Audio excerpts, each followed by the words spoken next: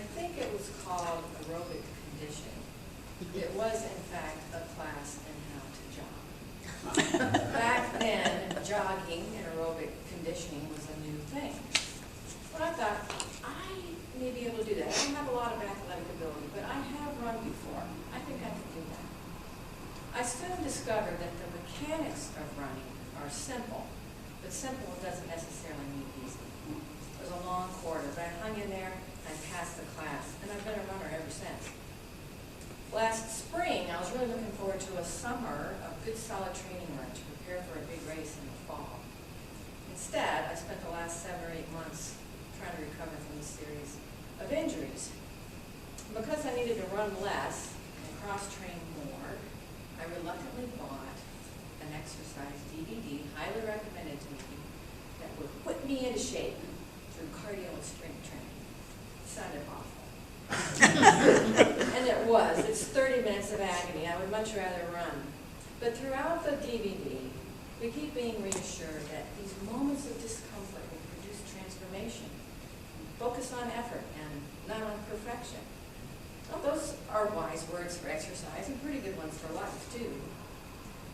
I think we're presented with big and small opportunities for transformation on a fairly regular basis. Sometimes we can choose to ignore them. Sometimes we can choose to accept them, and sometimes they're unavoidable.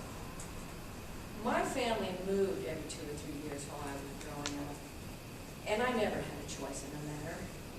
It was always awkward and uncomfortable to be the new kid in class, but moving did increase my awareness of different lifestyles, different perspectives, and it helped me to learn to assimilate into a group of people. I didn't appreciate it at the time. I probably wasn't even aware of it, but all those difficult transitions between new cities and new schools did provide valuable moments of personal growth and change, though they were acquired with a lot of crying and kicking and screaming. I lived in the southeastern United States until I transferred from a suburban Atlanta school to Western State College of Colorado in Gunnison. Gunnison could not have been more different than Atlanta in every possible way, but I loved it. And at the end of my 3 years there, I really felt like Colorado was my home. I met my husband, Mike, at Western State. After we graduated, we got married, did the things people usually do. We worked, we lived a few times, raised a couple of beautiful daughters, had a ton of pets, had a lot of fun. The next thing we knew, the kids were growing and out of the house, and we were retired. Or so I thought. 6 months after Mike retired from the FAA, he told me he was on his way to Antarctica for a new job.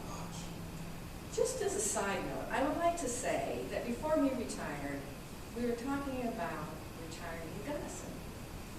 And he finally said, you know, Gunnison is too far from our kids and too cold. I don't think I want to be there. I thought, okay, all right, not that I'm bitter. I naively thought that 5 months and 18,000 miles of separation would be no big deal. I mean, Mike had been gone from home a fair amount during the latter half of his career. I'd been adapting to change, meeting those challenges my whole life. How tough could it be to handle our house on my own? I think as soon as his plane left the runway, some cosmic message traveled through the universe directly to our house and said, now is the time for every mechanical, electronic device, everything important to fail. Now is the time. Within days, the garage door opener wouldn't work. We had car issues. The vacuum cleaner died. I spent 2 good days trying to figure out which battery in the smoke alarm was trying to tell me it was going out. It was carbon monoxide detector. Now I locked myself out of the house. I was starting to get a little cranky.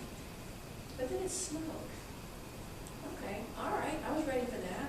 400 feet of driveway, I can clear that. The snowball didn't work.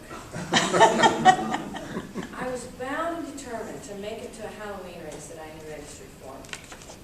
So I thought I'll just get in the car and blast out the driveway. When I get to the top, I'll be home free.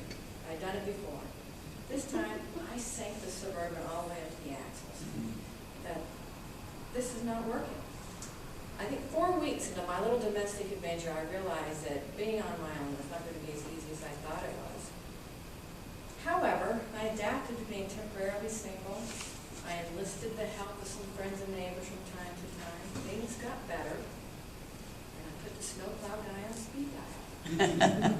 So there is some truth in the exercise motto, no pain, no gain.